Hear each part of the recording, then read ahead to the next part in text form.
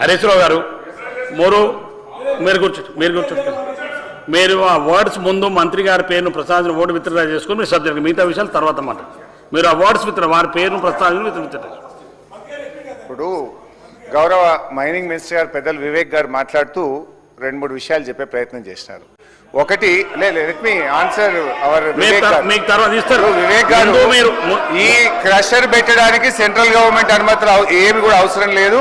Crusher పెట్టడానికి రాష్ట్ర pollution control board ఇవ్వాలి, రాష్ట్ర ఇండస్ట్రీస్ డిపార్ట్మెంట్ ఇవ్వాలి. మీరు ఏదైతే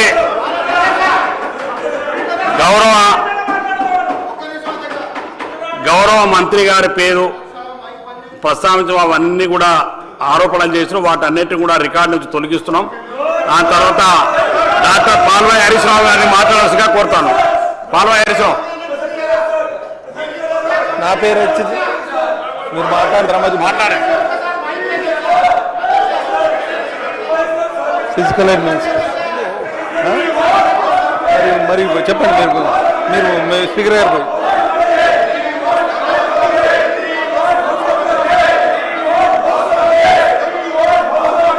మాట్లాడండి. హరీశ్రావు గారు మాట్లాడండి. పాల్వాయి హరీశ్రావు గారు మాట్లాడండి. పాల్వాయి హరీశ్రావు గారు మాట్లాడండి. మైక్ రాలేదు సార్. వచ్చండి. ఇవాళ physical administration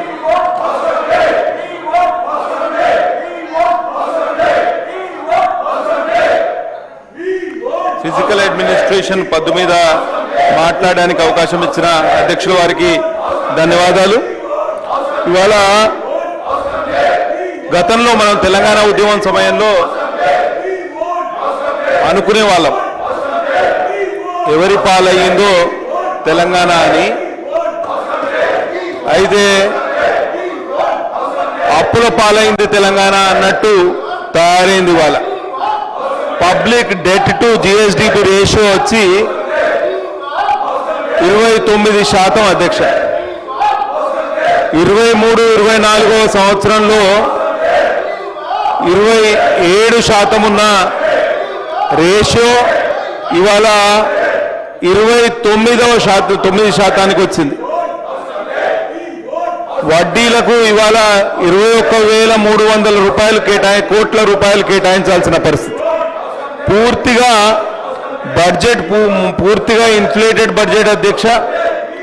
net receipts for budget estimates వచ్చేసి 2024-25 2,21,000 కోట్లు అయితే యాక్చువల్స్కి వచ్చేసి 1,67,800 కోట్లు మాత్రమే.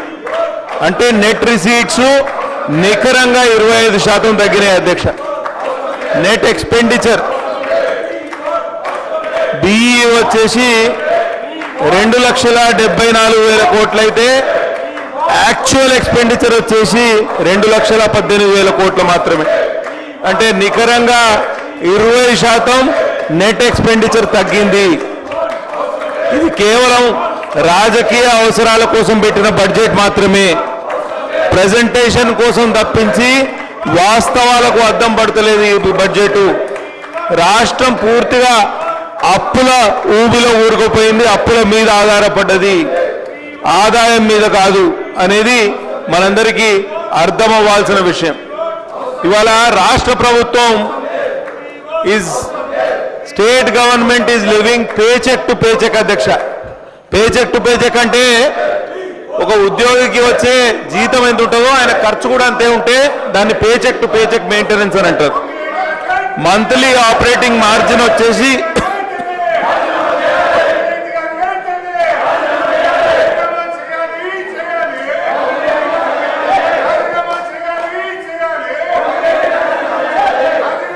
మంత్లీ ఆపరేటింగ్ మార్జిన్ వచ్చేసి ఇన్కమ్ వచ్చేసి 20,000 కోట్లు తనకి ఇవ్వన్నా, కానీ తను 20,000 కోట్లు. మీరు మాట్లాడతారా శంకరన్న? మీరు మాట్లాడు.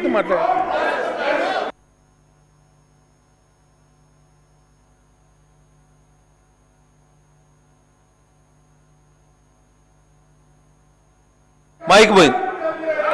ఇవాళ మంత్లీ ఆపరేటింగ్ మార్జిన్ వచ్చేసి ఇన్కమ్ 20,100 కోట్లు అధ్యక్ష. స్పెండింగ్ వచ్చేసి 19,600 కోట్ల రూపాయలు. అంటే ఆడికి బతుకుతాం మనం.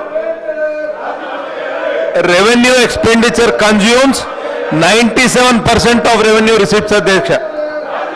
ఏదైనా అత్యవసర పరిస్థితి వస్తే రాష్ట్రం కుదేలవడమే ఖాయం.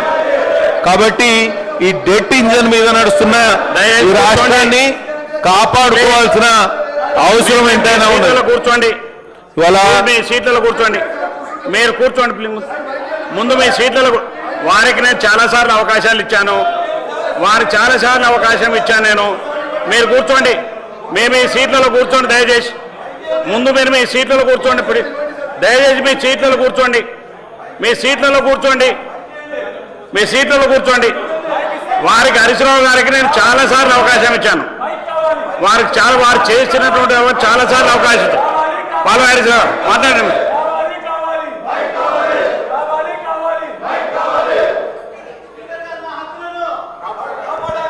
డెట్ ఇంజన్ మీద ఈ రాష్ట్రం నడుస్తుంది అధ్యక్ష. పూర్తిగా ఓపెన్ మార్కెట్ లోన్స్ మీద ఆధారపడడం. నెల 7,000 కోట్ల అప్పు తీసుకుంటే తప్పించి స్టేట్ మెషినరీ నడిపే పరిస్థితి లేదు. 88% of all 88% of all capital receipts come from open market loans. దీని వలన తీవ్రమైన ఎఫ్ఆర్బిఎం ప్రెషర్ ఉన్నది అధ్యక్ష. Monthly budget gap, monthly short fall ఎంత ఉన్నదంటే 5,000 కోట్ల రూపాయలు మంత్లీ షార్ట్ ఫాల్. అంటే మనం ప్రతి నెల 5,000 కోట్ల రూపాయలు మనకు షార్ట్ ఫాల్ ఉంది బడ్జెట్లో. విజిబుల్ పబ్లిక్ డెట్ 5,62,000 కోట్లు అయితే అది టిప్ ఆఫ్ ది ఐస్బర్గ్ మాత్రమే అధ్యక్ష. కింద కనిపించని డెట్ వచ్చేసి 3 కోట్లకు పైనే. Special purpose vehicles loans, SPV loan serviced by government is 86,300 crores అయితే SPV loans serviced by SPVs themselves is 1,55,500 crores అధ్యక్ష. కంబైన్డ్ పబ్లిక్ డెట్ వచ్చేసి 8,60,000 కోట్లు ఉంది అధ్యక్ష. దీనివలన సంక్షేమం కానీ అభివృద్ధి కానీ ఎలా సాధ్యమవుతుంది అనేది మీరు ఒకసారి అడగాల్సిన అవసరం ఉన్నది అధ్యక్ష. 6 గ్యారెంటీలకు డబ్బు ఎక్కడి నుంచి తీసుకొస్తారు అనేది మీరు ఒకసారి ఆలోచన చేయండి. ఇవాళ ఒక్కటే ఎగ్జాంపుల్ చెప్తాను నేను అధ్యక్ష. పాయల్ శంకర్ గారు అధ్యక్ష, కొత్త సభ్యుడు మాట్లాడేటప్పుడు హౌస్ ఆర్డర్లో లేకుండా మీరు మాకు అవకాశం ఇచ్చి మాట్లాడమంటే ఎట్లా మాట్లాడతాం? ఇప్పుడు ఒకటి ఖచ్చితంగా అధ్యక్ష, ఈ రాష్ట్రంలో జరిగినటువంటి విషయాల మీద ప్రభుత్వం తరపున స్పష్టమైనటువంటి ఒక ప్రకటన రావాలా అధ్యక్ష. గతంలో కూడా ఇదే రాష్ట్రంలో ఈరోజు జరిగినాయి, గతంలో జరిగినాయి. ఒక్కొక్క అపార్ట్మెంట్లో క్రషర్లకు ఎట్లా లక్షల టన్నులు ఈరోజు ఈ 2 సంవత్సరాలు జరిగినటువంటి గతంలో జరిగినటువంటి ఈ రాష్ట్రంలో ఈ రాష్ట్ర ప్రజలకు సంబంధించిన ఖజానా నోటి మీద దాని మీద ప్రభుత్వం చెప్పాలి. ఇన్ని అక్రమాలు జరిగినా ఈ అక్రమాల మీద ప్రభుత్వం ఇట్నుంచి వీళ్ళు ఆరోపణ చేస్తారు, అట్నుంచి వాళ్ళు ఆరోపణ చేస్తారు. కానీ జరుగుతున్నటువంటి విషయాల మీద ప్రభుత్వం సమాధానం చెప్పాలి గట్టిగా. ఈ విషయాలు 10 ఏళ్ళు జరిగినాయి కదా గతంలో కూడా. మీరు అందుకే అధ్యక్ష ముందు సభని ఆర్డర్లో పెట్టి మాకు అవకాశం ఇవ్వాలా. మేము మాట్లాడుతున్న విషయాలు ప్రజలకే తెలిసే పరిస్థితి లేకుండా వాళ్ళ మీద కొట్లాడకపోతే ముందు సభని మీరు ఆర్డర్లో పెట్టండి అధ్యక్ష.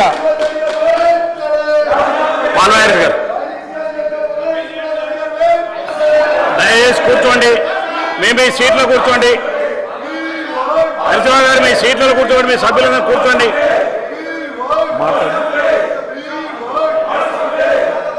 స్పీకర్ గారు మాట్లాడండి. మేడం స్పీకర్ గారు కొంచెం హౌస్ ఆర్డర్ లో పెడితే మేము మాట్లాడతాం. మేము మాట్లాడేది ఎవరికి వినిపించట్లేదు. దయచేసి ప్లీజ్ మీరు దయచేసి కూర్చోండి. మీ సీట్లలో కూర్చోండి ప్లీజ్. మీ సీట్లలో కూర్చోండి. నేను మీరు మాట్లాడారు రిషి గారు. మీరు మాట్లాడు.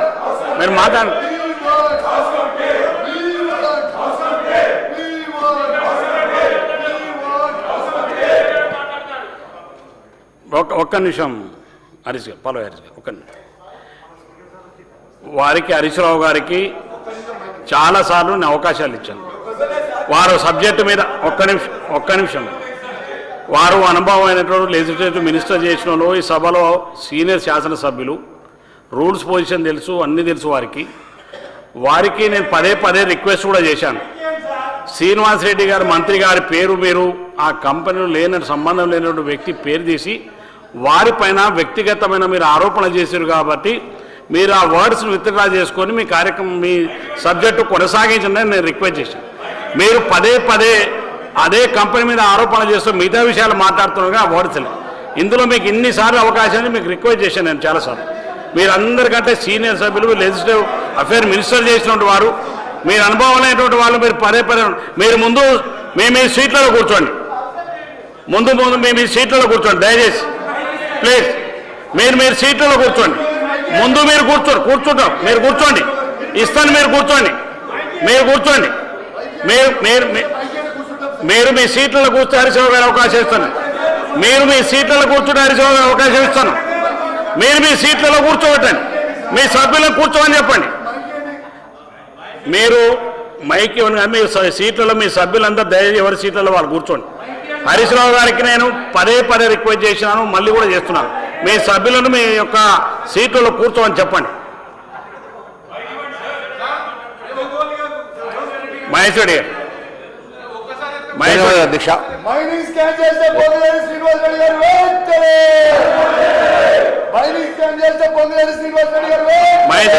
మాట్లాడండి అధ్యక్ష ఈరోజు